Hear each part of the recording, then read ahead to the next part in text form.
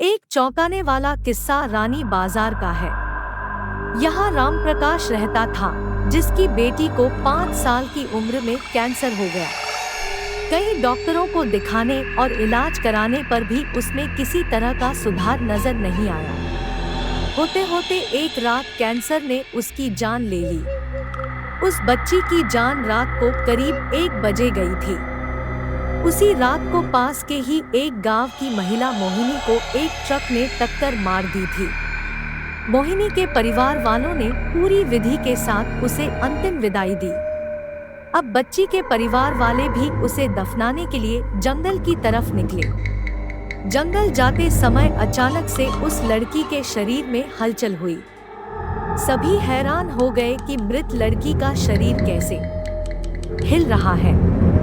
थोड़ी ही देर में लड़की जिंदा हो गई और उसके परिवार वाले खुशी खुशी उसे अपने साथ घर ले आए। किसी को इस बात की भनक नहीं थी कि उस लड़की के अंदर उसी रात ट्रक से टकराने वाली मोहिनी की आत्मा घुस गई थी। बच्ची जब से मौत से लौटकर आई थी, तब से ही उदास और चुपचाप एक कोने में बैठी रहती थी। एक दिन उसकी माँ ने उसे खुद अपने हाथों से खाना खिलाया और मामा के घर लेकर जाने की बात कही। खाना खिलाकर उसे अच्छे से तैयार करके वो उसे अपने मायके ले गई। रास्ते में वो बच्ची जैसे ही उस ट्रक के हादसे वाली जगह पहुंची, तो उसने अपनी माँ को कहा कि मेरा गाँव इधर है। माँ ने उसकी बातों पर बिल्कुल गौर नहीं किया और उस बात को हंसी में टाल दिया। कुछ ही देर में वो अपनी बेटी के मामा यानी अपने भाई के घर पहुंच गई। 1-2 दिन बाद मामा जी के घर के आसपास ही बच्ची के अंदर घुसी मोहिनी को अपनी पड़ोसन सिमन दिखी। उसने जोर से उसे नाम से पुकारा। सिमन ने पलटकर देखा तो एक छोटी बच्ची थी। उसे बड़ी हैरानी हुई कि इस लड़की को मेरा नाम कैसे पता है। तभी मोहिनी ने अपने साथ बीती सारी बातें उसे बता दी। उसने कहा कि मेरे परिवार वालों ने मेरी मौत से ही पहले मुझे जला दिया था, इसलिए मेरी आत्मा भटक रही है।